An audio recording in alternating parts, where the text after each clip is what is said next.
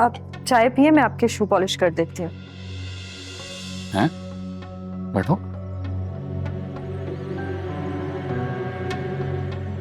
क्या हुआ है, किसी ने कुछ बोला है तो? मतलब रात का खाना, चाय, आपके शूज पॉलिश कर देती हूँ, कुछ हुआ है क्या? आप तंज कर रहे हैं मुझे।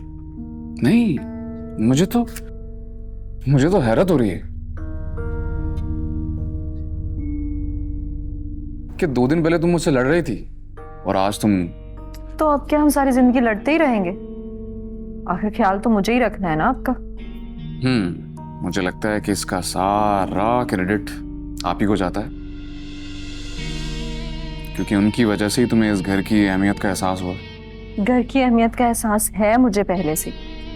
अब क्या निगत आप भी आकर मुझे बताएंगी?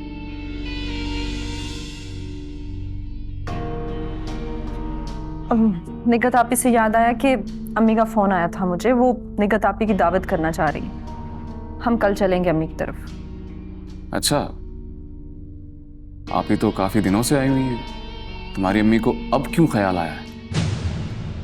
अम्मी तो कब से दावत करना चाह रही थी, लेकिन आपको पता है मुराद, घर के मसले। वैसे मैं सोच रही हूँ कि हम अजरा को भी साथ ले चलेंगे ताकि ये झगड़ा भी खत्म हो। देखो मेरी बात सुनो सारा, अजरा ने कोई झगड़ा नहीं किया, ठीक है?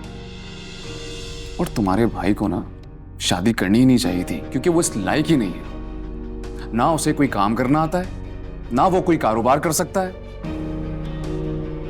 खैर, ये सब कुछ जो हो रहा है ये तो होना ही था। तो मुराद हम उसे समझाएंगे ना, बल्कि आप उसकी हेल्प करो कि वो कोई काम करना शुरू कर दे। प्लीज मुझे तो माफ ही रखो तुम, मेरे किसी काम का नहीं है सलमान। नहीं मुराद, ऐसे नहीं कहते। आखिर घर का मसला है और अजरा भी तो उसकी बीवी है ना। वो काम नहीं करेगा तो अजरा भी तो परेशान रहेगी ना। ठीक, हमें मिलकर ये मसला हल करना चाहिए। अच्छा चले ठीक है, आप चाय पिए, मैं आपकी शू पॉलिश कर देती हूँ।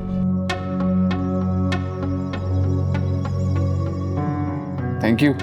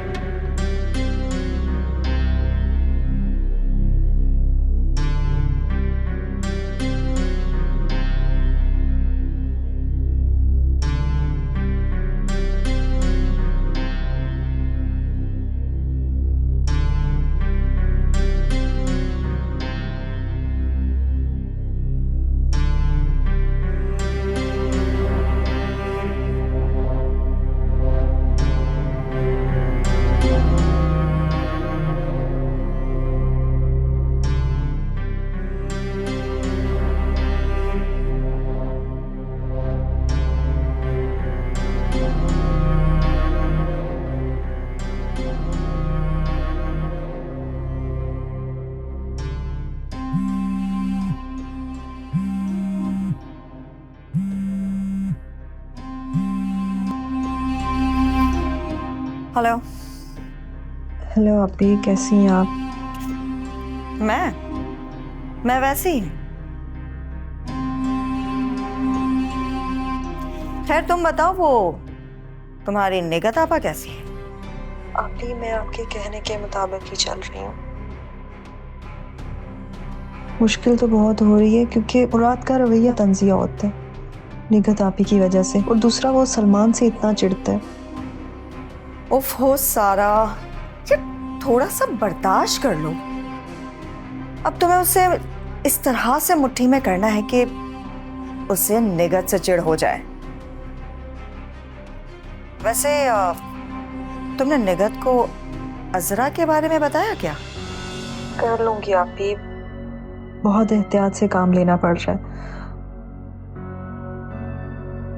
मैंने खुद से बोल दिया है कि अम्मी ने निगत आपी की दावत का बोला है, तो हम आपा के साथ अजरा को भी ले आएंगे ताकि ये मसला भी हल हो जाए। और साथ ही मैंने सलमान के काम की भी बात की है मुराद से। ठीक किया है ना मैंने। तुम पागल हो गई हो? इस वक्त अजरा को यहां घर पर लाने की जरूरत नहीं है।